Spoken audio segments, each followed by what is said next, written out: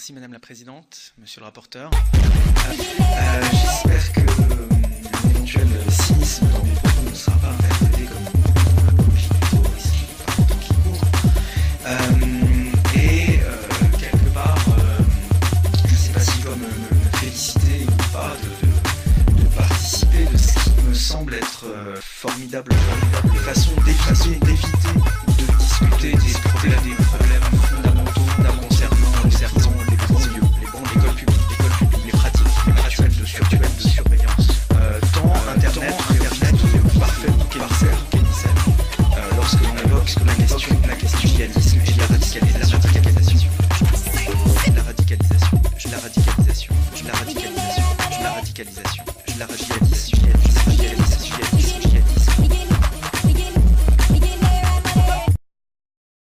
Messieurs, bonjour. Nous vous interviewons aujourd'hui pour une chaîne YouTube qui s'appelle Thinkerview. On aurait aimé avoir votre avis sur les dernières gesticulations de nos gouvernants concernant la surveillance.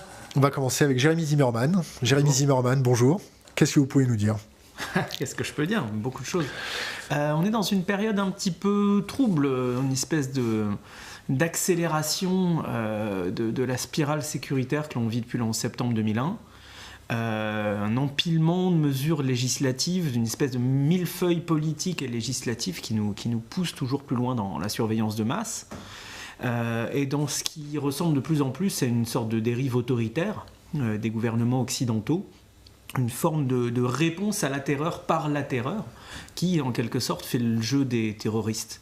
On l'a vu en France au cours de ces 12 derniers mois, il y a eu le vote de la loi de programmation militaire, la LPM, qui autorise une surveillance de masse par des entités administratives pour des types de données et des sources particulièrement floues dans la loi, et pour des types de crimes, pour des types d'enquêtes, là aussi particulièrement vastes, suivi de très près de la loi antiterroriste votée en novembre 2014, qui, outre restriction de liberté de mouvement, instaure cette nouvelle catégorie de citoyens qui sont des suspectés futurs terroristes, pour lesquels la police a à peu près tous les droits de restreindre leur liberté de mouvement, de les surveiller, etc. Et laquelle loi anti-terreau ajoute à cette notion, enfin sort je crois du droit de la presse, cette notion d'apologie du terrorisme pour en faire un délit, et donne au pouvoir public, à l'exécutif, donc au ministère de l'Intérieur, la possibilité de censurer des sites internet qui feraient l'apologie du terrorisme. Alors le 8 janvier, au lendemain du massacre de Charlie Hebdo, le gouvernement français envoyait à Bruxelles son projet de décret d'application de la LOPSI et de la loi Terreau concernant la censure. C'était du réchauffé ? Donc, la LOPSI, ça fait des années qu'elle avait été votée, en 2010, je crois. Le gouvernement, à l'époque, était celui de François Fillon, et les députés socialistes étaient vent debout contre la censure, ont déposé un recours au Conseil constitutionnel très fourni, qui avait été rejeté, mais était complètement opposé à cette censure, qu'ils ont voté dès demain, lorsqu'il s'agissait de l'apologie du terrorisme. Donc il s'agissait du même décret, c'est assez intéressant, un même décret pour une loi votée sous Sarkozy et pour une loi votée sous Hollande, qui disait exactement la même chose, et qui a été transmise à Bruxelles le lendemain des attaques. Le décret a été depuis publié, et on attend les détails d'implémentation.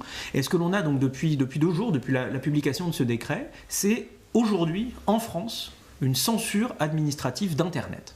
Pour les sites pédopornographiques, pour les sites faisant l'apologie du terrorisme, c'est évident que cette liste de motifs va s'élargir au cours du temps. On attend de voir les charlots du disque et du film obtenir eux aussi que le ministère de machin demande à ce qu'on enlève des sites de l'internet. On attend de voir ce qui va se passer. On l'a vu avec les récentes arrestations et mises en examen pour apologie du terrorisme, que quand un ado republie une caricature qui reprend une caricature de Charlie Hebdo qui disait le Coran c'est de la merde, ça n'arrête pas les balles, pour dire Charlie c'est de la merde, ça n'arrête pas les balles, dans une mise en abîme assez splendide, ce qui pourrait être considéré comme de l'humour, peut-être pas forcément drôle par certains, que boum, c'est qualifié d'apologie du terrorisme. Le truc de Dieudonné qui a obtenu sa campagne de pub internationale en disant je me sens Charlie Koulibaly, apologie du terrorisme, etc. Si c'est ce même type de propos qui sont considérés comme apologie du terrorisme par le ministère de l'Intérieur, qui va automatiquement envoyer un message aux fournisseurs d'accès pour leur demander d'empêcher d'accéder à certains sites. C'est une privatisation de la justice ? Là, c'est une administratisation, une exécutivisation, c'est un contournement de la justice, ça c'est sûr. C'est-à-dire, c'est plus de la justice en ce sens qu'il n'y a pas de juge. Est-ce que c'est un ersatz ? Est-ce que c'est un ersatz de la Stasi, c'est-à-dire un renforcement de la police administrative à un tel point qu'on est capable de bypasser le juge ? Écoute, j'ai du mal avec les analogies historiques comme ça pour dire est-ce que c'est pire ou mieux que la Stasi, plus gentil ou plus méchant que les nazis, pire ou moins est-ce que ça sent comme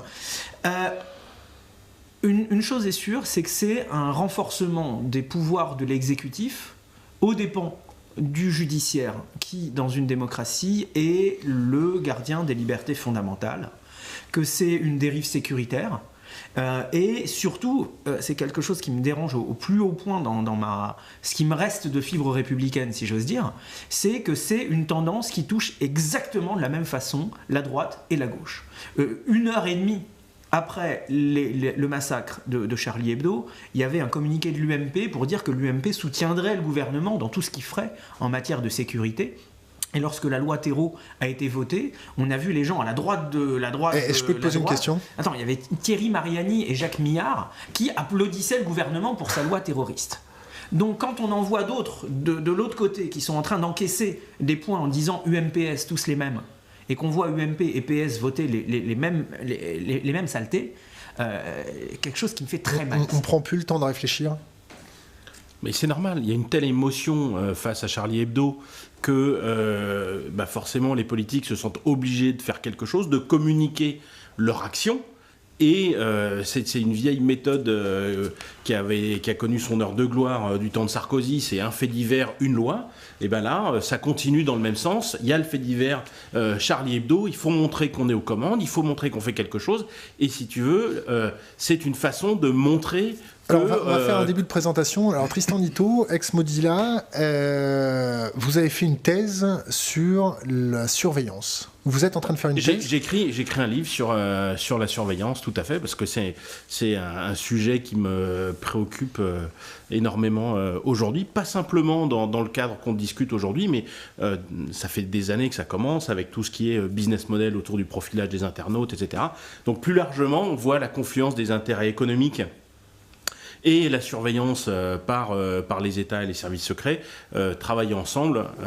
Par exemple, les révélations Snowden ont été très, très intéressantes de ce point de vue-là. Et là, voilà, je viens de quitter mon job, j'ai du temps pour écrire un livre et je me précipite, je prends ce temps pour écrire ce livre parce qu'il y a beaucoup de choses à expliquer pour faire comprendre aux gens que la surveillance, c'est quels sont les risques, un problème. Quels sont les risques si, comme vous appelez la plèbe, les gens ne comprennent pas la problématique ?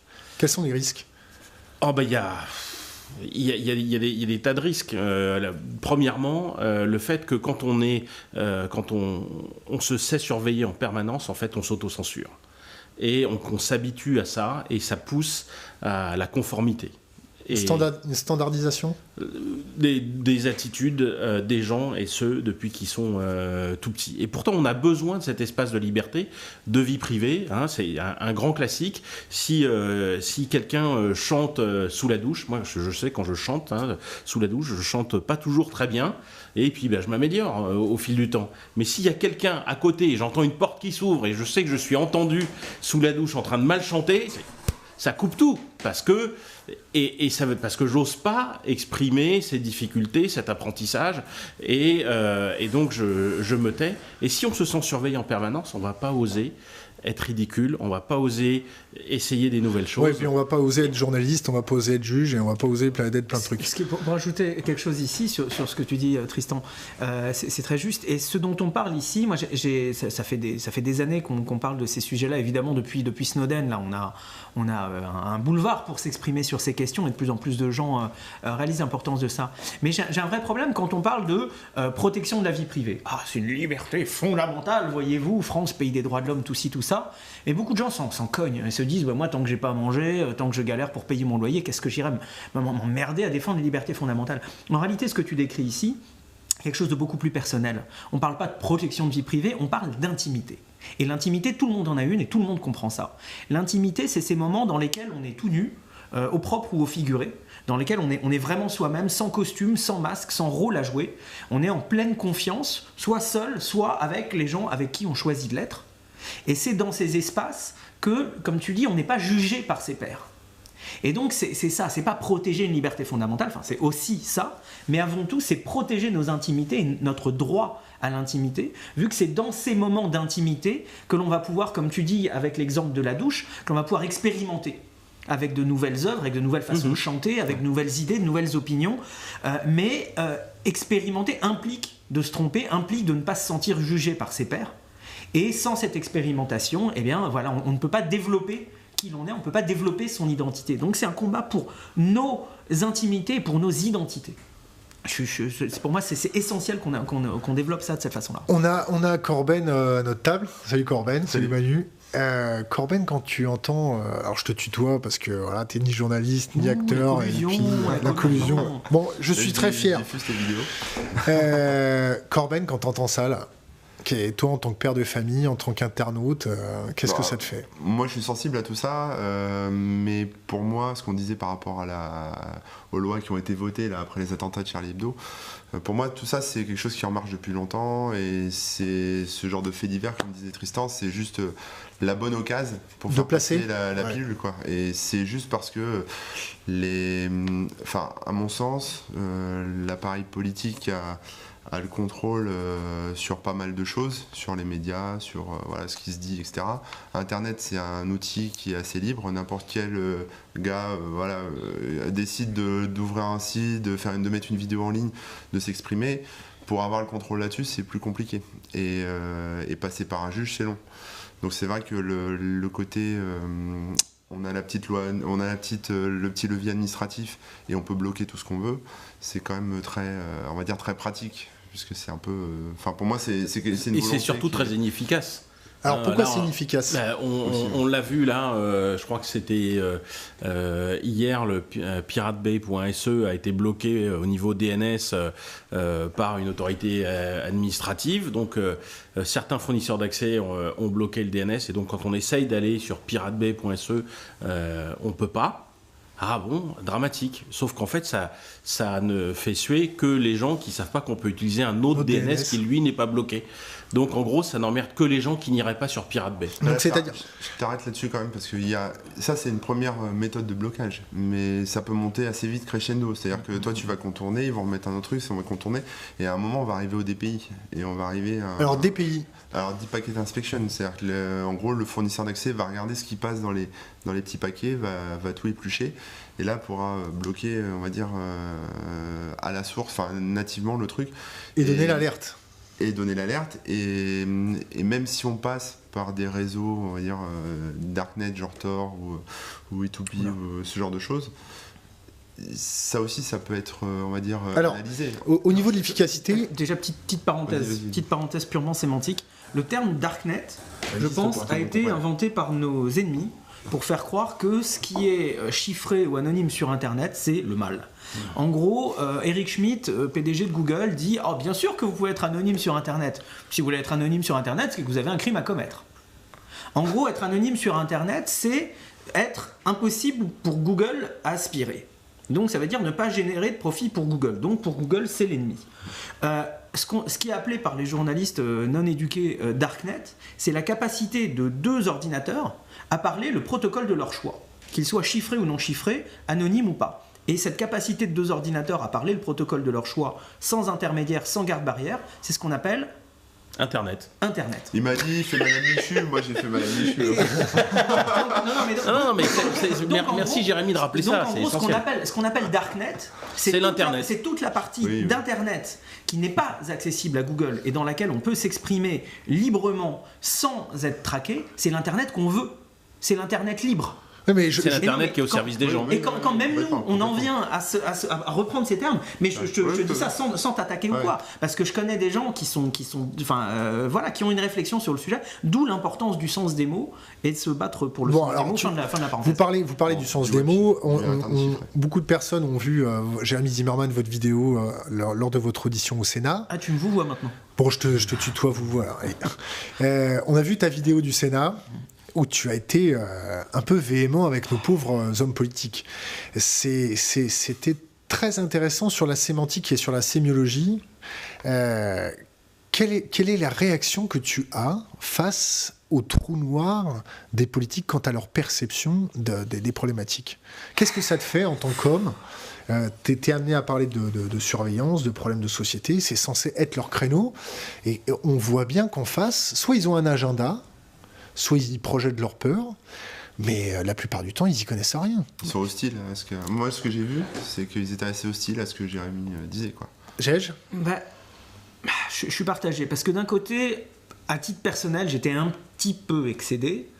Parce que je suis plus porte-parole de la Quadrature du Net, je sentais ma parole un petit peu plus libre, et puis je fais un peu moins, disons que je suis plus financé pour faire à plein temps ce genre de claque, et que j'arrive dans une salle aux 3/4 vide avec en face de moi le sénateur Jean-Pierre Sueur qui défendait la loi de programmation militaire en expliquant que bien sûr il y a des contrôles, il y a des trucs et machin, on ne sait pas s'il s'est fait intoxiquer par les services ou s'il était tenu par tel ou tel secret. Et pourquoi tu n'essayes pas de le piéger quand tu es en face de quelqu'un comme ça? Non, pourquoi tu lui dis pas comment vous faites pour envoyer un mail, quel est votre provider?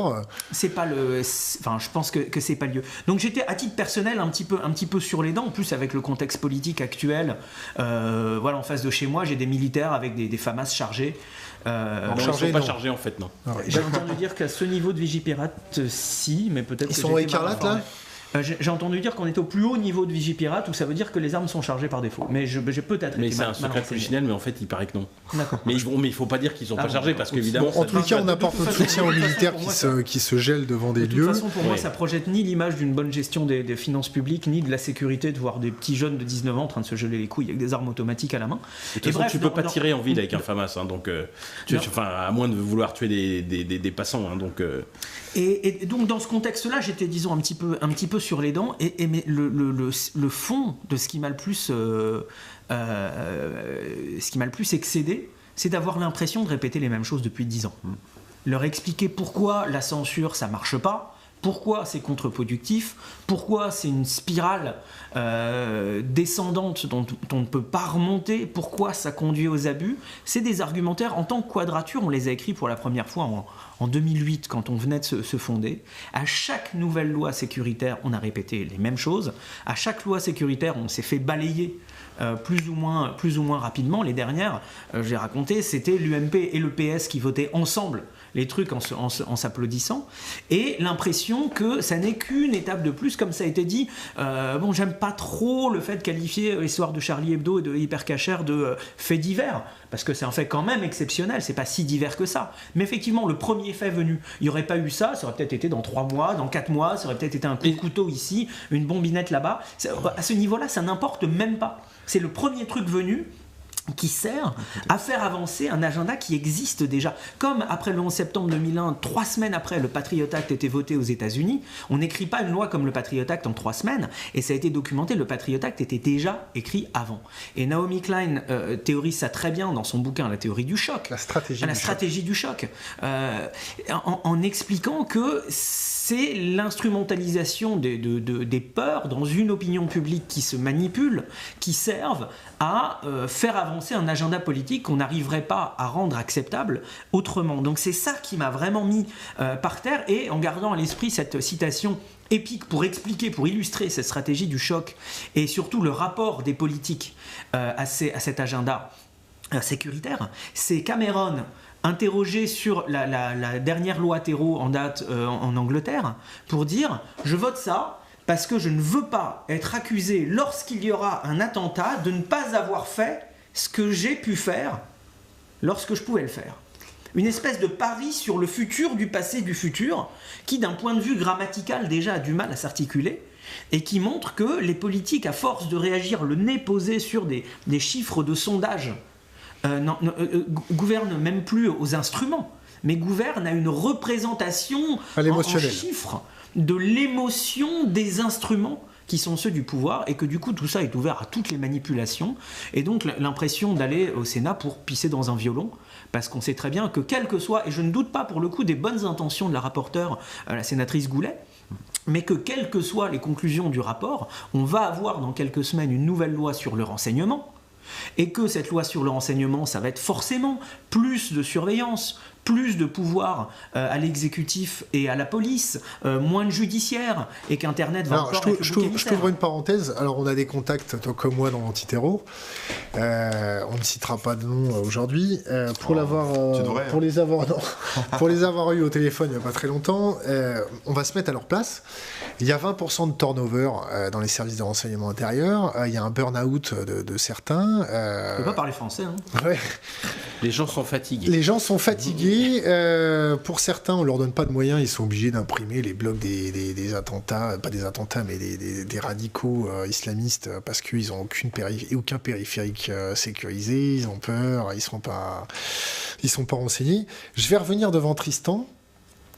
Est-ce que dans ton rapport, on se tutoie maintenant, est-ce que dans ton rapport, dans ta thèse, tu émets des préconisations pour les politiques ou pour la population? Quelles sont tes préconisations?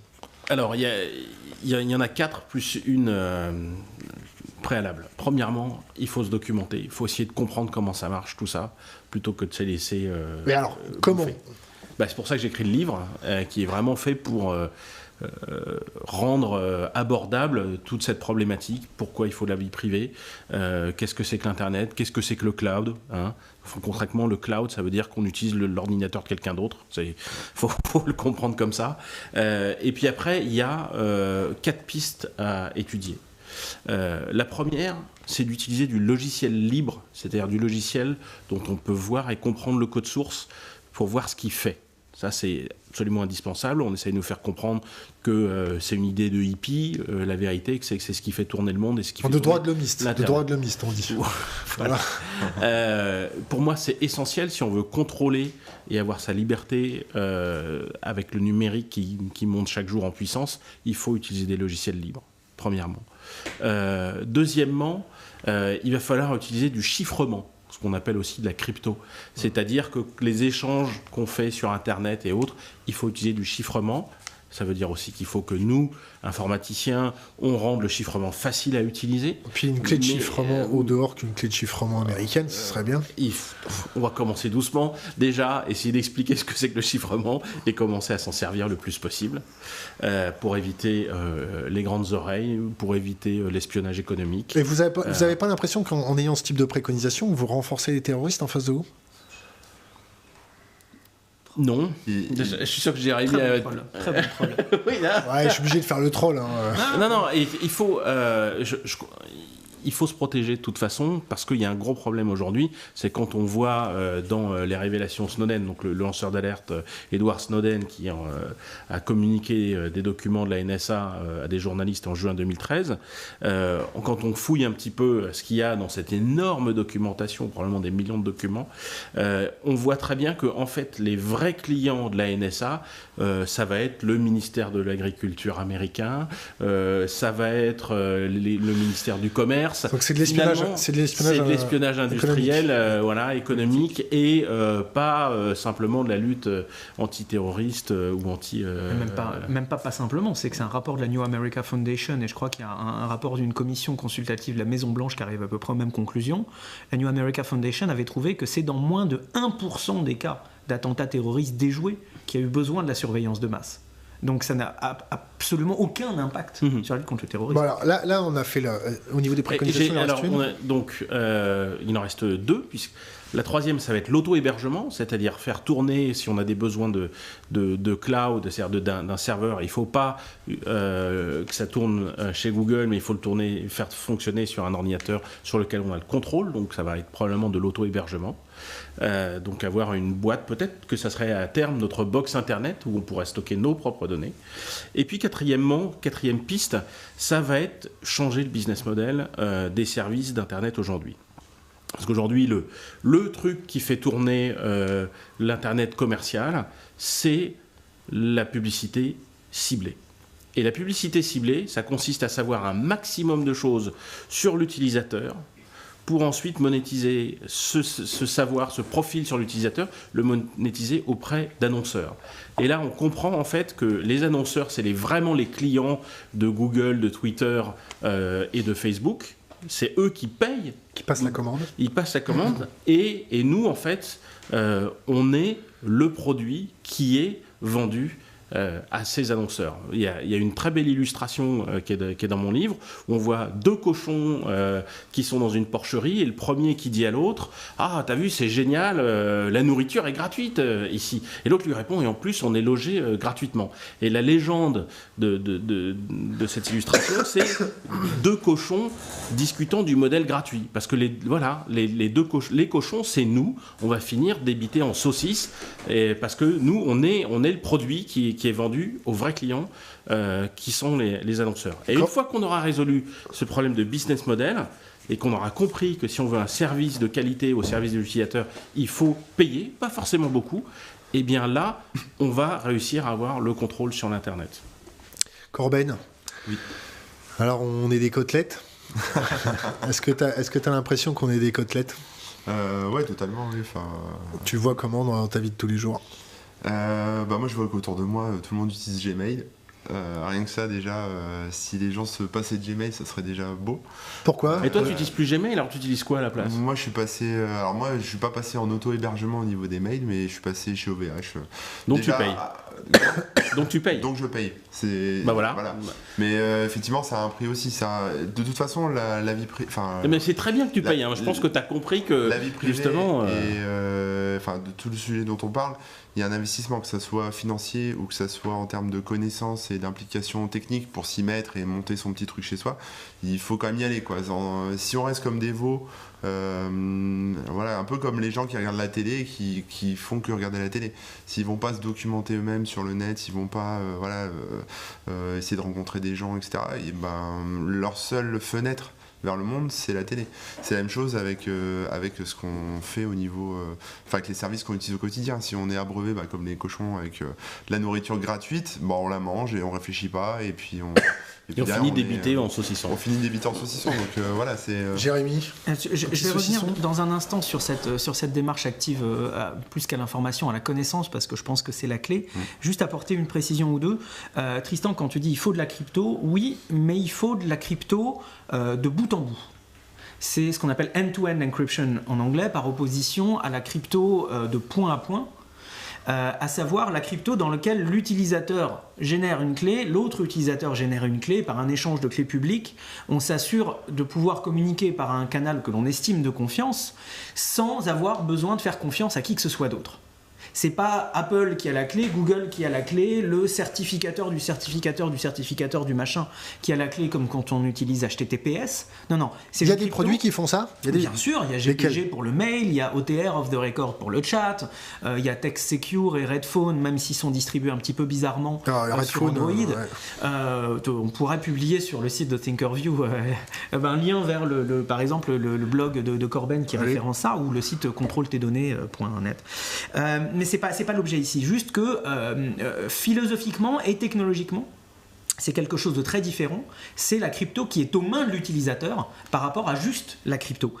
Aussi, rajouter un petit point, quand tu dis auto-hébergement, je suis d'accord, c'est l'objectif, mais l'auto-hébergement, c'est l'aboutissement, c'est le degré ultime de la décentralisation des services et des communications. Ce que l'on vise, c'est la décentralisation. Au lieu, en attendant d'avoir ma Freedom Box, le professeur Eben Moglen, le grand phare dans la nuit, inspiration, l'immense professeur Eben Moglen, a expliqué en 2010 déjà sa vision pour une Freedom Box qui conduisait à nous permettre de décentraliser les services et les communications. En attendant d'avoir ce gadget que l'on doit faire avancer, qui n'avance pas aussi vite qu'il devrait, et qu'on devrait rendre aussi sexy qu'un iPhone, le petit bidule qu'on met dans une prise et pouic, ça y est, on a ses images chez soi, ses mails chez soi, on décide de partager avec qui on veut, il y a crypto qui marche comme ça, etc. En attendant d'avoir ça, si c'est mutualisé à l'échelle d'une bande de potes, à l'échelle d'une association, d'une entreprise ou même d'une administration publique, c'est déjà vachement mieux que tout mettre chez Google. Ce qu'on faisait nous avant. Donc l'objectif, c'est la décentralisation et l'auto-hébergement, c'est l'aboutissement de ça. Maintenant, ce que je voulais ajouter là-dessus, c'est que quand on regarde ces technologies qui libèrent, logiciel libre, décentralisation des services et chiffrement de bout en bout, ils sont dans le miroir des caractéristiques des technologies qui contrôlent, qui sont logiciels et matériels fermés, pour qu'on ne puisse pas savoir ce qu'ils font, services centralisés pour agréger masse de données, les recouper entre elles, profiter, et l'illusion de sécurité, le petit cadenas, tu fermes les yeux, tu fais confiance à Google et tout marche très bien. Ces trois caractéristiques des technologies qui contrôlent reposent sur le même mécanisme qui est de soustraire à l'utilisateur la capacité de comprendre. Si tu n'as pas le code source du logiciel, si ta puce c'est une boîte noire soudée entre 18 couches d'époxy dans un bidule que tu peux de toute façon même pas ouvrir, si tu as l'illusion de sécurité parce qu'on ne t'explique pas comment ça fonctionne, si j'ai eu cette anecdote charmante sur quelqu'un qui propose à sa grand-mère, mamie, tu veux regarder tes mails de mon ordinateur? Et la grand-mère, qui est en toute bonne foi, elle dit, bah non, je peux pas, ils sont sur mon ordinateur. Qui se rendait pas compte que se connecter à Google, c'était se connecter à Gmail, c'était se connecter à un ordinateur distant. Bah non, ça apparaît dans mon ordinateur, donc mes mails sont dans mon ordinateur. Tant qu'on n'a pas conscience de l'architecture technopolitique des services et des communications que l'on utilise, alors on est dans l'ignorance. Et donc c'est cette ignorance qui est à dessein construite par les fabricants. Et cette alliance entre les fabricants et les politiques pour nous maintenir dans l'ignorance, pour mieux nous contrôler. Alors qu'en face, le logiciel libre, les services décentralisés et le chiffrement de bout en bout sont des technologies qui certes peuvent paraître un petit peu difficiles à apprendre, qui nécessitent une prise en main, un apprentissage, une appropriation. Peut-être une volonté, non ? Une volonté ? Mon point ici, c'est que ça n'est que si on s'approprie ces technologies qui libèrent que l'on sera vraiment libre. Et ce qu'il y a entre nous et cette appropriation, la plupart du temps, c'est d'un côté le marketing tout souriant, on est vos amis, Apple te fait avoir l'air tellement intelligent, Google te dit do not do evil, etc. Et de l'autre côté, parce que ça n'est qu'une partie de la médaille, de l'autre côté, une espèce de sentiment de technophobie ambiante. Ah mais moi tous ces trucs là, je peux pas parce que je ne suis pas X, Y ou Z, je ne suis pas un génie, un hacker, un nerd, un machin. Pourquoi pas expliquer les choses différemment ? Je ne peux pas comprendre. Pourquoi pas expliquer les choses différemment ? That's my point. C'est que en réalité la seule chose qui bloque les utilisateurs des technologies qui libèrent, c'est un apprentissage, c'est une appropriation, et c'est en anglais il y a cette notion d'empowerment qui n'existe qu'en espagnol d'Amérique latine, empoderamiento, et qui n'existe pas en espagnol, et qui à ma connaissance n'existe pas en français autrement traduit que par capacitation, qui est moche, parce que dans empowerment et dans empoderamiento, il y a cette notion de pouvoir. Ça veut dire pas prendre le pouvoir, mais devenir, accaparer ce pouvoir. S'approprier le pouvoir. Et la première étape pour s'approprier le pouvoir, c'est de comprendre le pouvoir que l'on a.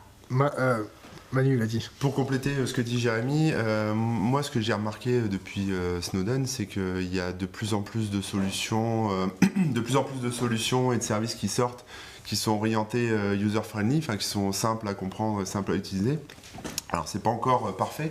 Là où il y a un truc qui pêche, c'est que forcément une solution email, même si elle est super chiffrée, même si elle est très sécurisée, elle sera en termes de fonctionnalité encore moins bien que Gmail par exemple. Moi, j'ai un service de mail qui n'est pas Gmail.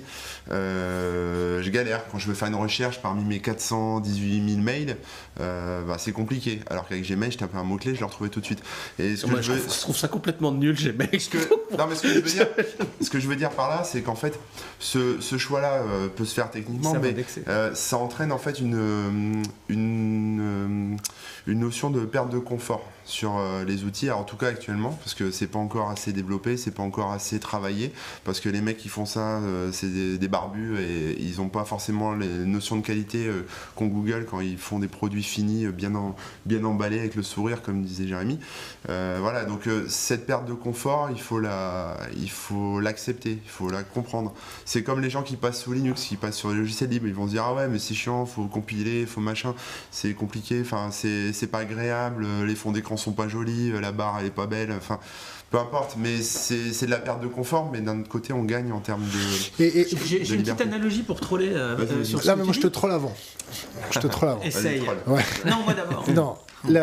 Pourquoi pas expliquer les choses suivantes? Alors vous savez que sur notre chaîne YouTube, on s'intéresse aux problèmes géopolitiques, géostratégie et financiers. Qu'on a l'opportunité de parler à des grands financiers, des gens en poste ou ayant été en poste. Nous, on voit un petit peu une parallèle entre la surveillance d'Internet, le flicage généralisé sous des prétextes, sous de faux prétextes, et on voit aussi le climat économique devenir complètement délétère. Et la grande peur qu'on a sur notre chaîne YouTube, c'est est-ce que ce n'est pas une façon comme une autre d'anticiper un gros bordel économique, c'est-à-dire de préparer des outils sur Internet pour pouvoir enquiller ou ficher ou surveiller des gens n'ayant pas la même vision économique que le capitalisme dégénéré. Donc nous c'est notre question, c'est-à-dire que plus la finance est dérégulée, plus on voit la dérégulation d'Internet, au mauvais sens du terme, à arriver. Et quand on vous pose des questions, vous avez très peu de passerelles, vous, dans votre milieu, avec des financiers, avec des gens acteurs sur les places de marché, avec des directeurs de banque, avec ces choses-là. Donc moi, la question que mes auditeurs me posent, c'est est-ce que c'est pas encore un énième dispositif pour pouvoir nous visser et nous mettre une camisole numérique en cas d'effondrement économique ou en cas de tension économique? C'est ça ton troll? Ouais, vas-y, troll. Non, il est bon. Mais du coup, ça m'empêche un peu de revenir sur le point précédent. Tu reviens comme tu fais comme chez toi. Tu fais comme chez toi. Ici, t'es chez toi. Sur cette notion de perte de confort, imagine des gens qui se disent ils sont bien gentils à vouloir abolir l'esclavage, mais c'est quand même vachement confortable les esclaves. Regarde, construisez une maison, hop, elle est construite. Tu vois, de temps en temps, t'es obligé d'en abattre un quand même, pour l'exemple. Oui, mais bon, tu délègues. De la même façon, le vote des femmes, ça devait être bien confortable avant pour ceux qui n'étaient pas des femmes, de pouvoir décider de ce qu'allaient être les Alors, à titre d'information, on a permis le vote des femmes pour les taxer. Hein. Tout ce que je veux dire ici, c'est qu'il y a à des moments des choix de société qui sont tellement importants qu'ils justifient qu'on se passe d'une partie de nos modes de vie à entendre en écho de ce que George Bush a dit le jour où il a été élu, je crois, dire notre mode de vie n'est pas négociable. Donc ça peut être perçu comme une perte de confort, mais quand c'est pour atteindre des objectifs supérieurs, c'est des choix de société qu'on est capable de faire, qu'on a déjà été dans l'histoire capable de faire, même si le droit des femmes aujourd'hui n'est pas dans le monde entier uniformément. Christine Lagarde a dit qu'il n'y avait pas de problème avec l'Arabie Saoudite. Et dans une façon très discrète. Maintenant, pour revenir sur ta question, et le fait d'anticiper les crises, que la surveillance de masse soit un outil de contrôle social, je pense que c'est évident. Ce qu'évoquait Tristan tout à l'heure sur l'autocensure, c'est pas juste l'autocensure. Non mais Jérémy, merde, à l'heure actuelle, la surveillance de masse, on n'est plus à l'époque de la Stasi, à la belle époque de nos grands-parents où ils faisaient tous des fiches et qui plaçaient des micros chez toi à l'arrache, des micros qui étaient la taille de mon téléphone portable. Là, on passe à la surveillance de masse plus la loi de Moore, c'est-à-dire le doublement des capacités des composants électroniques tous les 2 ans. Et on va se retrouver d'ici 3 ans avec une machine ayant des capacités dignes de super-héros. Non, mais attends, on est déjà dans des capacités dingues. Il faut garder à l'esprit que les documents de Snowden datent de 2012, que ça va bientôt faire 3 ans. Donc ta loi de Moore, tes 3 ans, on s'est déjà pris dans le vent. Quand on lisait en 2012 que la NSA était emmerdée par Tor, peut-être qu'aujourd'hui ils le cassent comme ça. Quand on lisait en 2012 qu'ils n'avaient pas la baguette magique pour faire péter la crypto, si ça se trouve ils font péter la crypto, etc. Donc on est déjà peut-être dépassé parce que l'on connaît, et ce que l'on connaît est d'une échelle qui nous a tous fait tomber de la chaise, même ceux qui étaient qualifiés de plus paranoïaques, ou ceux qui étaient le plus prudents avant. Donc je suis d'accord avec toi, et je te dis que c'est presque un poncif aujourd'hui de dire que cette surveillance va permettre le contrôle social. C'est son objectif premier. C'est ta perception de la chose. Elle a été votée au nom de la lutte contre le terrorisme. On a maintenant démontré par A plus B qu'elle ne sert à rien contre le terrorisme, mais qu'elle est utilisée à des fins d'espionnage industriel et d'espionnage politique. Ce que l'on sait, c'est qu'elle est un outil de contrôle social, et ça de façon homogène dans l'histoire. Certes, la Stasi, c'était pas des enfants de cœur non plus. Il y avait un informateur de la Stasi par 400 habitants. Ça veut dire en gros un par pâté de maison.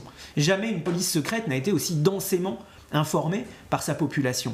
Et des micros, il y en avait de dizaines de types différents, et il y avait un joli arsenal. Mais oui, on est déjà bien plus loin que la Stasi, mais la Stasi servait avant tout d'instrument de contrôle social pour maintenir le régime en place, et de façon consistante. Dans l'histoire, chaque fois qu'il y a eu surveillance de masse, c'était des régimes autoritaires qui contrôlaient leur population.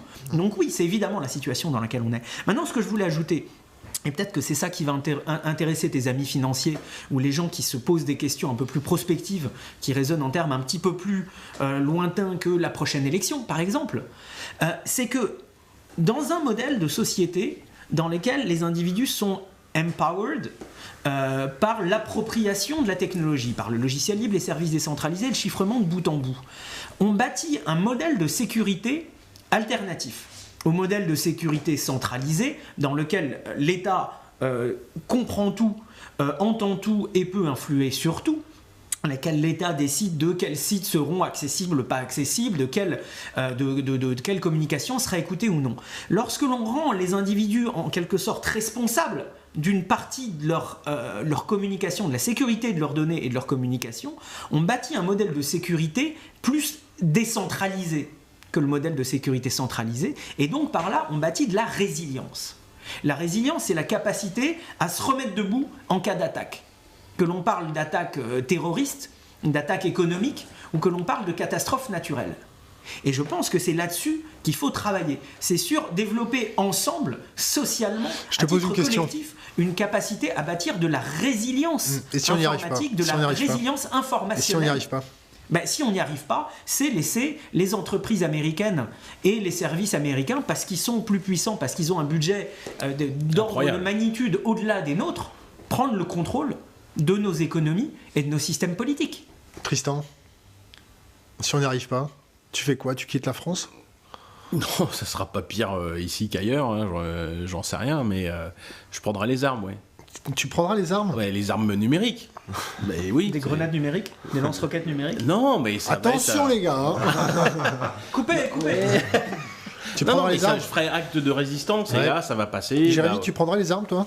Les armes, non. Non, mais les armes... faire couler le sang, c'est une... Non, j'irai non, pas. mais... T'es prêt à t'immoler devant une préfecture ? Aujourd'hui, non. Demain, peut-être ? Parce que je pense qu'il y a forcément des tactiques plus efficaces que ça. Ouais. Écoute, par définition, s'immoler devant quelque chose, c'est un aveu d'échec. Hein. C'est la tactique d'un désespéré. Si un jour je suis désespéré, je suis incapable de dire aujourd'hui ce que je ferai. Tu m'appelles avant, d'accord ? Je t'appellerai avant, on ira se boire un petit coup. Mais je suis persuadé qu'on a aujourd'hui une diversité quasi infinie de tactiques qui n'ont pas encore été explorées et qui reposent précisément sur ces technologies qu'on décrit. Cette appropriation repose sur le partage de la connaissance. Et ça, c'est quelque chose dont on est tous capables. Il suffit d'avoir un cerveau, une bouche, peut-être même pas, peut-être juste des mains sur un clavier, ça suffit. Il suffit d'être un être humain pour être en capacité de partager la connaissance. Et je pense que ce partage de la connaissance est la clé pour s'autonomiser et pour bâtir ensemble cette résilience. On passe la parole à Corben, qui a comme slogan... Mais c'est pour ça qu'on a besoin de Corben et de gens qui Le slogan de Corben, c'est « Upgrade your mind ». Ouais, c'est vieux ça, mais oui. Qu'est-ce que t'en penses, Corben ? Moi, je suis assez confiant. Ouais. Je vais vous expliquer pourquoi. Pour moi, cette surveillance, la publicité, le ciblage, c'est né tout ça de la publicité, comme disait Tristan, donc de l'argent, besoin de faire du business. Là-dessus se sont greffés les gouvernements, parce qu'effectivement, c'est bien pratique d'avoir un Facebook pour aller piocher dedans. Ça finance aussi les campagnes. Hein. Eh ouais. Aussi. Et je pense que avec ce qui se passe en ce moment, avec aussi, bon, ça va prendre du temps encore, ça va prendre plusieurs années, mais le côté, on va dire, éducatif, la connaissance, le fait, comme Jérémy disait, ça fait 10 ans que je ramasse la même chose, mais voilà, ce genre de choses. Au bout d'un moment, il va y avoir quand même des boîtes qui vont se monter, les hackers qui vont réagir, des business models qui vont se monter, des choses qui vont être payantes, qui vont être qui vont se financer et qui vont baser leur business model, comme on le voit maintenant par exemple sur le bio ou sur ce genre de choses, qui vont baser leur business model sur la vie privée, sur le chiffrement, sur le respect de tout ça. Et peut-être que ça nous ouvrira des portes de sortie. Alors, j'ouvre juste une parenthèse et je vous repasse la parole à tous les deux. Je tiens à dire que j'ai essayé de faire venir un représentant du ministère de l'Intérieur, monsieur Jérémy, rappelle-moi. La Tournerie. Alors, on a eu sa secrétaire qui n'était pas... n'était pas capable de nous donner autre chose qu'une femme de ménage ou une assistante, et encore, ils n'ont pas voulu se déplacer. Même un second couteau, ayant la parole du ministère, c'était pas possible. On a contacté aussi Urvoa, pour qu'il vienne un petit peu nous parler, le député en charge de ces questions. Très occupé à rédiger la loi sur l'intelligence. Tout à fait, très occupé. Et on avait convié Jean-Marc Manac, mais Manac, tu t'es dégonflé et on va s'en rappeler, mec. Tu t'es bien dégonflé. J'aimerais réagir à ce que tu dis, c'est pas pour essayer Je suis un optimiste. Non, mais je pense qu'il faut, et de toute façon, nul n'est besoin d'espérer pour entreprendre. Combien de temps ça va nous prendre ? Sachant que, les prochaines lois sont déjà en train d'être adoptées quasiment, et sachant qu'une entreprise comme Apple, j'ai vu ce chiffre-là ces jours-ci, est maintenant évaluée à 400 milliards de dollars en bourse. Donc si Apple claque des doigts et éternue un petit milliard de dollars pour faire du marketing en disant regardez le nouvel iPhone 18 est chiffré, logiciel libre, tout ce que vous voulez, c'est la solution machin, ils sont déjà en train de le faire. Google est en train de dire que oui, mais en fait on lutte contre ces requêtes du gouvernement qui va accéder à nos données, etc. Ouais. Que faire contre eux? Tu sais, il y a le greenwashing en matière d'écologie où Total va investir 0,0001% de ses revenus pour planter 3 arbres quelque part en Afrique et dire regardez Total c'est l'écologie. Là, je pense qu'on est en train déjà d'assister à une espèce de privacy washing ou quelque chose comme ça. Un freedom washing dans lequel tu as un machin qui sort et dit oui, c'est chiffré. Et oui, comment on sait ? Exactement. Ce matin sur Twitter, je dis regardez, avec Apple, il y a un problème. Parce que dans un des chapitres de mon livre que je publie en simultané sur mon blog, et là, on m'interpelle. Ah oui, mais alors attendez, quand même, regardez ce qu'ils font. Et on m'envoie un lien vers un privacy white paper de chez Apple. Et je regarde, alors oui, le machin il fait je sais pas combien de dizaines de pages, d'accord, et tas de schémas, ça a l'air vachement, mais je peux rien vérifier de ce qu'il y a dedans, quoi. Si, tu peux le vérifier d'une façon, tu peux le vérifier sans ouvrir le document. Tu le vérifies en mettant bout à bout le Patriot Act et le FISA Amendment Act de 2008, qui ensemble font que Apple ne peut pas refuser à la NSA d'accéder à toutes ces données et aux données de tous ses clients. Mais je parlais pas de ces boîtes-là, moi. Non, mais que des petites boîtes mignonnes et tout émergent, genre oui, on va faire des Ubuntu Phone, des Firefox trucs, des machins. Il y a GSMK en Allemagne, nos amis Andy Muller-Magoon et Frank Rieger, gens historiquement du CCC, qui font le cryptophone. Ça fait 10 ans qu'ils bossent dessus. Le machin, il vaut 5 ou 6 000 euros. Parce que ça fait 10 ans qu'il y a une équipe de 10 gus qui bosse dessus et c'est pas du logiciel libre. Donc commencer aujourd'hui un truc de zéro, ça va prendre un temps fou. Moi, ce que je veux ajouter, je suis d'accord avec toi, et je suis d'accord avec toi en ce sens qu'il y a un boulevard de marché, s'il faut parler en ces termes-là, pour la protection de la vie privée. C'est pas que les clients... C'est un appel aux chefs d'entreprise que tu fais là ?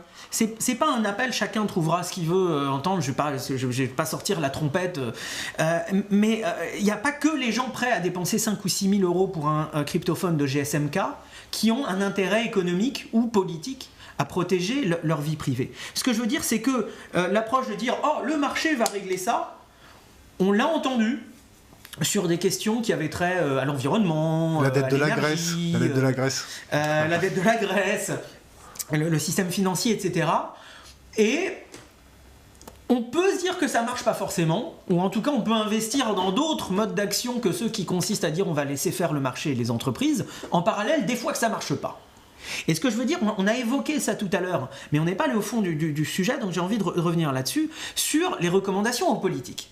Parce que le marché règle son truc dans son coin, c'est très bien, mais quid de politique publique ? Quid de la mission d'élus dont la responsabilité est de protéger nos libertés fondamentales ? Non mais j'ouvre une parenthèse là, et je fais le troll. Non, je fais le troll. Non. Qui tient les finances des partis politiques ? Qui finance les trésoreries de partis politiques ? Attends, je suis en train de faire de la science-fiction. Je te parle de gens qui sont à la tête d'institutions qui sont en train de perdre leur légitimité, qui sont en train de voir pour les plus lucides arriver le spectre d'une vague brune, marine, ou de machin comme ça, au travers de toute l'Europe. Et on va leur laisser des outils extraordinaires. Et qui se retrouveront à la tête de l'appareil de surveillance et de contrôle social qu'on est en train de bâtir pour eux.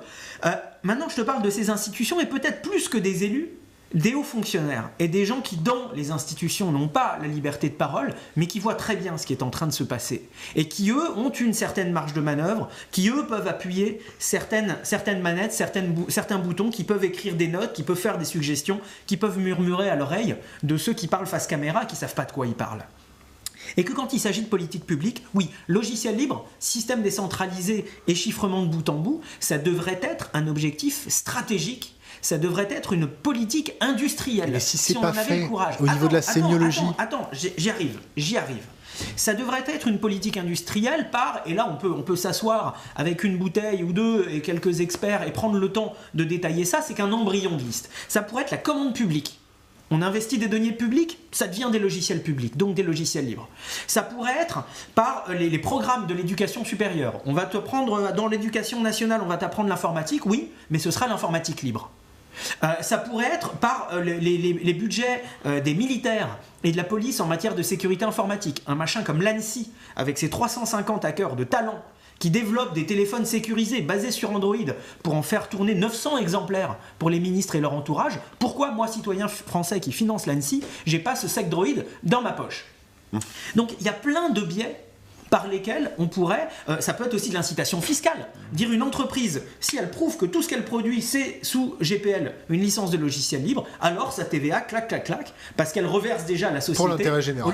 Pour l'intérêt général. Donc ça c'est, créer le contexte politique qui permettra de faire arriver de telles mesures est aussi un objectif aujourd'hui. Mais ce que je veux ajouter ici, c'est que le logiciel libre, par définition, c'est un terrain d'entente commun entre des gens qui ont des intérêts potentiellement complètement divers. C'est-à-dire que la NSA, Thales, l'ANSSI et l'équivalent de l'ANSSI au Togo peuvent au même moment bosser sur l'audit du même code, identifier des trous de sécurité et soumettre des patchs. C'est un terrain commun sur lequel on peut travailler ensemble. Donc peut-être que ça ne se fera pas en France, peut-être que ça ne se fera pas en Europe, peut-être que ça se fera au Brésil, en Inde ou dans un pays dont on n'est même pas fichu de donner le nom de la capitale. Peut-être que ça se fera ailleurs, et par définition, le logiciel libre permet que, où que ce soit, que ça se fasse, c'est l'intérêt général qui prévaut. T'as une vision gaulliste du mec qui va s'expatrier pour pouvoir sauver son territoire, c'est ça? Je t'ai dit, les analogies historiques, c'est pas mon... D'accord. Corben, qu'est-ce que t'en penses? Au niveau de ces préconisations, on comprend bien, c'est très facile à mettre en place. Ce qu'il faut, c'est une volonté. Il n'y a pas de volonté politique. Et moi, j'ai discuté avec des amis qui bossent ou qui bossaient un peu plus haut dans les ministères. Et quand ils ont un sujet qu'ils ne connaissent pas, ils vont se renseigner. Et qu'est-ce qui les renseigne? C'est les industriels, les lobbies, c'est ces gens-là dans leur carnet d'adresse. C'est pas les hackers, c'est pas les. C'est pas nous. C'est exceptionnel, mais c'est pas les gens qui vivent le truc au quotidien. C'est ceux qui font du business avec. Donc du coup, forcément, ils orientent, ils donnent ils font marcher le truc dans leur intérêt. Donc forcément, le logiciel libre, enseigner à l'école ou ce genre de choses, c'est peut-être des instits, mais ça sera pas une volonté politique, en tout cas. Je reviens sur Jérémy. Pour pouvoir faire germer cette volonté, est-ce que tu penses qu'il faudrait un élément exotique pour les fédérer? Est-ce que tu penses qu'il faudrait parce que c'est quand même... T'entendre dire ces préconisations, c'est très facile à mettre en place. Et moi, au niveau de la sémiologie, je me pose la question, pourquoi c'est pas mis en place? Alors, le problème, c'est que je viens de passer 7 ans à temps plein à courir dans les couloirs des parlements, des ministères, du Parlement européen, de la Commission européenne, etc. Et que j'en sors avec la très forte impression qu'il va falloir aller faire ces choses-là ailleurs. Et en même temps, la conviction qu'il ne faut pas abandonner ces terrains-là. Je ne vais pas parler en termes aussi crus que la corruption du processus politique, et pourtant j'ai du mal à trouver d'autres mots. Oui, une somme d'incompétence, de corruption plus ou moins douce, de manque de courage politique, de déconnexion avec la réalité aussi, fait qu'il est extrêmement difficile de faire avancer ces choses-là. Donc qu'est-ce qui pourra impulser ce genre de dynamique? C'est très dur comme question. Peut-être un renouvellement générationnel de la classe politique, mais je ne suis pas sûr qu'on ait le temps d'attendre ça. Je ne suis pas sûr que ces outils de contrôle social vont même permettre un renouvellement de la classe politique. Et un des objectifs de tout ça, c'est peut-être aussi de rester au pouvoir pour ceux qui y sont. Un autre élément, peut-être, c'est un exemple qui vient d'ailleurs. J'ai pas suivi les dernières étapes d'un texte qui devait être adopté par le CELAC, qui est le rassemblement de tous les pays d'Amérique, moins les USA et le Canada, donc tous les pays d'Amérique centrale, latine et des Caraïbes, qui disent « Internet est un bien commun ». La surveillance de masse est inacceptable si des politiques publiques se mettent en œuvre au Brésil et ailleurs, commencent à générer un momentum politique et un momentum économique, en bon suiviste, peut-être que les politiques publiques européennes s'y mettront. Et un autre que j'aimerais vraiment que l'on évite, un autre paramètre qui pourrait faire changer les choses, c'est une catastrophe. Comme on apprend à faire des backups le jour où on perd un disque dur. Comme on apprend le chiffrement le jour où on se retrouve avec toutes ces données exposées sur la place publique. J'aimerais pas qu'on en vienne à apprendre le logiciel libre le jour où on sera fait paralyser nos systèmes par des alliés de l'OTAN ou par des gens qui auraient pris le contrôle d'une partie du système de l'OTAN et où sera démontré par A plus B que notre faiblesse aura été de dépendre d'entreprises US pour les aspects stratégiques de notre information. J'espère. Tristan. Alors moi j'ai un petit espoir dans le marché et dans les gens qui font du logiciel libre. Comme Corben, j'essaye de regarder là où on peut, là où les choses peuvent marcher, et puis d'y mettre mon énergie. Donc ça commence par l'éducation. C'est pour ça que je fais ce livre en essayant de le rendre aussi facile d'abord que possible. Et puis il y a aussi des gens qui font du logiciel libre en France, et il n'est pas exclu qu'il y en ait qui fassent du logiciel libre qui soit utilisable par tous. On a réussi à le faire à l'époque où j'étais chez Mozilla, on l'a fait avec Firefox, c'est-à-dire qu'on a fait un logiciel qui est libre mais qui est facile à utiliser, et 450 millions de personnes l'ont téléchargé et installé sur leur machine, et on a réussi à remettre le web d'aplomb. Maintenant la problématique. Jérémy, si tu veux enchaîner, enchaîne. Non, mais on va pas sur le web d'aplomb. Il n'est pas aussi droit que je le souhaiterais. Depuis, c'est étonnamment concentré, centralisé, en silo, ce qui est finalement le problème qu'on est en train de décrire actuellement. Continue, Jérémy. Mais il va falloir trouver de l'énergie pour faire des logiciels libres au service des utilisateurs qui répondent à toute la problématique dont on vient de discuter, mais, et là c'est là où je ne suis pas d'accord avec Corben, c'est que bon d'accord, aujourd'hui, on le voit, chiffrer ses mails, mais c'est un cauchemar, quoi. C'est dur, je le fais, enfin ça fait la 4e fois que je m'y remets depuis 2005, même en 99, j'avais déjà recommencé à chiffrer, et c'est vraiment compliqué, et c'est moche, et on perd des fonctionnalités, etc. Mais il ne faut pas se résoudre à ça. Le système, il marchera vraiment où on fera des logiciels libres et des solutions libres qui feront meilleur que Google. C'est possible parce que justement, c'est pas Google. On peut faire ça avec des acteurs qui se méfient de Google, mais qui seraient d'accord pour partir, par exemple, dans une logique d'auto-hébergement, ou bien le chiffrement, ou le logiciel libre, combinés ensemble, pourraient être au service de l'utilisateur. Donc, il faut faire mieux. Et c'est possible. Ouais, c'est ce que je dis, c'est dans l'état actuel des choses. On est obligé de perdre du confort. Et mon espoir, c'est comme ce que tu dis, c'est qu'on puisse faire mieux. Et le jour où on fera mieux, les gens vont se précipiter dessus parce que ça fait mieux. Et en plus, c'est respectueux de ton intimité numérique. Actuellement, il n'y a rien de parfait. Mais effectivement, tu le disais, Firefox, c'est un bon exemple de ça. S'il n'y avait pas Firefox là maintenant, on serait quoi, Chrome, Internet Explorer, Lynx, ou pas de web du tout. Non, mais parle pas de Lynx. Voilà, mais ça serait triste, quoi. Enfin, déjà, il y a un projet qu'on n'a pas mentionné, qui en est au stade embryonnaire et dans lequel j'ai espoir, qui s'appelle Calliopen. Calliopen, c'est Laurent Chemla qui initie ça. Ça n'aurait pas été Laurent Chemla, j'y aurais jamais cru. Ah, si, il faut y croire. Et c'est un projet qui projette d'unifier une mailbox autour de tous les protocoles de communication pour permettre d'aller le plus facilement possible vers le chiffrement. Là, c'est quelque chose, si tes amis financiers cherchent à investir dans quelque chose qui fera le rayonnement français, machin, Calliopen, les gars, voilà. C'est du bon. Et quand tu vois Cameron dire qu'il est contre le chiffrement et qu'il veut interdire le chiffrement. Alors, avant ce gros morceau-là, parce que je suis d'accord avec ce que disent Tristan et Manu, mais il faut faire mieux en termes de fonctionnalité, tout ce qu'on veut. Maintenant, il faut aussi faire vachement mieux en termes de comment on développe le logiciel libre lui-même. Parce que tu disais, Firefox, ça a rendu le logiciel libre accessible, c'est vrai. Ça a rendu, je ne sais plus les termes que tu as utilisés, on a réparé le web, c'est faux. Déjà, outre le choix politique de Mozilla d'accepter les DRM dans HTML5, qui a été un coup de poignard dans le dos du logiciel libre, et la seule justification... Comment on appelle ça? Un coup de pupute, non? Écoute, la seule justification qu'on a entendue de cette entreprise, qui jusqu'à présent disait, regardez, on est les copains de l'internet libre, on est le libre, c'était oui, mais vous comprenez, sinon on va perdre des parts de marché. Ça a été le seul argument pour justifier qu'on mette un instrument de contrôle au cœur d'un logiciel comme Firefox. Mais c'est pas là-dessus même que je veux troller. Là où je veux troller, c'est que Firefox, déjà je pense que le web est perdu.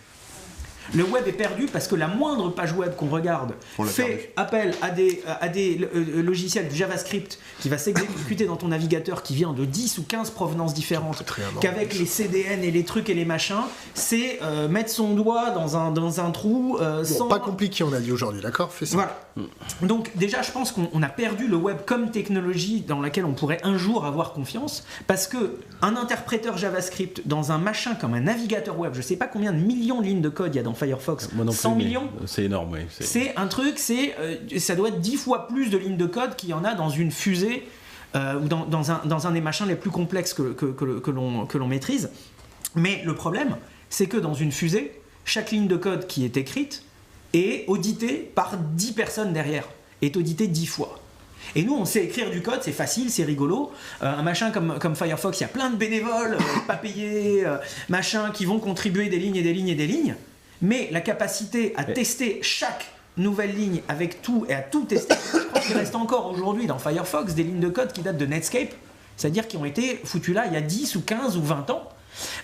Il nous faudrait dépenser à vue de nez, et je ne suis pas un financier, mais à vue de nez entre 1 et 10 fois plus de ressources qu'on en investit dans l'écriture du code, dans l'audit du code. Dans l'audit et dans le pen test, non? Oui, le test en général. Et ça, c'est un truc qu'on ne sait pas faire, qu'on n'a pas théorisé, qu'on laisse pudiquement à d'autres. Et on l'a vu cette année, il y a des trous de sécurité majeurs dans OpenSSL qui ont déstabilisé les 3/4 des serveurs web de la planète. Heartbleed, là, c'est ça? Heartbleed. Et peut-être 100% des serveurs des entreprises du Fortune 500. Parce que c'était un bout de logiciel qui venait d'une entité qui avait, je crois, $4000 par mois de budget, le mois où on a découvert ça. Tout le Fortune 500 et $4000 de budget. Remplir les pointillés. Je tiens juste à dire que chez Mozilla, le code il est relu au moins 2 fois. Donc écrit une fois, relu une première fois, et ensuite, s'il est validé, il est relu par une troisième personne, et il y a forcément des tests qui sont faits. Et vous y êtes mis à combien pour mettre des DRM? Vous étiez ce qu'on peut reprocher, il y a une discussion, enfin je veux dire vraiment on a tous détesté, on a mis les DRM en vomissant, c'est-à-dire que pour nous c'est une décision qui nous c'était vraiment c'est ce qui a motivé ton départ de Mozilla? Non, c'était extrêmement déplaisant de faire ça, parce que moi je suis farouchement opposé au DRM. Maintenant on a eu des débats en interne et il a fallu trancher, et c'était la moins pire des solutions. Entre ça et faire mourir Mozilla, c'était pour nous c'était clair, parce que à partir du moment où tu commences à dire je me refuse à mettre des DRM, et puis que Netflix, qui aux États-Unis a un succès énorme, et ben si tu peux pas lire Netflix dans Firefox, en quelques mois tu perds toute ton audience et tu sers plus à rien. Mais après t'as plus d'impact. C'est pas un problème de part de marché, c'est un problème d'impact sur le monde. Si t'as 3 utilisateurs, tu finis comme Opéra et tu changes pas le monde. Et Tristan, et dire par exemple, on est dans un scénario de science-fiction, mais dire voilà, Mozilla, on arrête parce que on veut plus. Pour nous, le net c'est plus ça. Ça, c'était un impact, non? Non, mais même politiquement, dire nous, on restera le navigateur indépendant, le navigateur rebelle, nous, on ne se laissera jamais machin, nous, on fuck the world, etc. Bon, allez, changeons de sujet, est-ce qu'il y a... Non, parce que... C'est un choix politique. C'est un choix politique. Par des termes économiques de part de marché, mais c'est un vrai choix politique. Et Mozilla a fait le choix politique qui était celui des parts de marché. Celui d'avoir de l'impact dans le futur. C'est-à-dire, soit tu survis et tu as des parts de marché et donc tu impactes le monde, en contrôlant tes utilisateurs. Mais là, c'est là où Non, parce que la façon dont on l'a fait, je vais discuter tout seul avec Corben. Moi, c'est là où il y a les limites. Enfin, tu vois, par exemple, tu parlais d'OpenSSL avec sa faille parce qu'il y a un Gus qui fait n'importe quoi. Et parce qu'ils ont 4000 € de budget par an ou je sais pas quoi. Mais le financement du logiciel libre, c'est un vrai problème. problème. Et il n'y a personne qui finance ça. Et ok, c'est bien d'être tout blanc et de s'accrocher à ces valeurs, etc. Mais il y a des moments, effectivement, comme ce qu'a fait Mozilla avec Google ou avec le DRM, t'es obligé, si tu veux... tu te marres, mais c'est vrai. Enfin, moi, c'est comme ça que je pense. Je vais peut-être me faire flinguer, mais t'es obligé de faire un pas de côté pour continuer à avancer dans la bonne direction. Sinon, tu crèves et puis c'est le chemin qui se Je suis d'accord. On refera une émission là-dessus si vous voulez. Dernière question, une chacun. Un conseil aux jeunes générations. C'est classique, à chaque fois que vous passez dans l'émission, c'est la question fatale. C'est un conseil aux jeunes générations, une bouteille à la mer sur Internet. On va commencer par Corben. Ouais, bah moi si j'ai un truc à dire, c'est prenez pas tout toutes les infos comme elles viennent, documentez-vous, essayez des trucs, voilà. Prendre le temps de réfléchir. Réfléchissez et puis mettez-les un peu les mains dans le cambouis. C'est pas si compliqué que ça, quoi. Enfin, faut essayer de se poser les bonnes questions, de creuser, quoi. Faut creuser. Tristan. Bah, ça va un peu dans le même sens. J'irai pas jusqu'à dire qu'il faut lire mon bouquin vu qu'il n'est pas encore sorti, mais c'est ça. Moi, je veux donner les billes aux gens pour essayer de comprendre l'Internet et commencer à agir. Il ne faut pas tomber dans la résignation. C'est ça la difficulté aujourd'hui dans toute la surveillance. Et il y a cette impression d'impuissance. Les entreprises vous disent qu'avec Apple c'est magique et donc on est passif, ou bien sinon c'est l'horreur. Non, il y a possibilité de faire des choses. Il faut creuser. L'informatique, c'est passionnant. Enfin, je pense qu'on en est tous convaincus autour de cette table. Et donc il faut prendre son destin en main, commencer à bidouiller, regarder ce qu'on peut faire avec des logiciels libres. Et c'est excitant et on se sent empowered. On sent qu'on reprend le pouvoir. Et c'est fun et en plus ça nous sert pour l'avenir. Jérémy. Moi j'ai l'impression de dire un petit peu la même chose, à savoir questionner. Tout questionner. Demander des réponses ou questionner ? Non, questionner. Par exemple, se questionner soi-même. À chaque fois qu'on fait un choix, le remettre en question. Poser la question à des autres, prendre d'autres avis. Quand on lit quelque chose, le questionner, c'est-à-dire croiser ses sources, et aussi questionner l'autorité. Et ne jamais rien prendre pour argent comptant, toujours vérifier les choses avant de se faire sa propre opinion.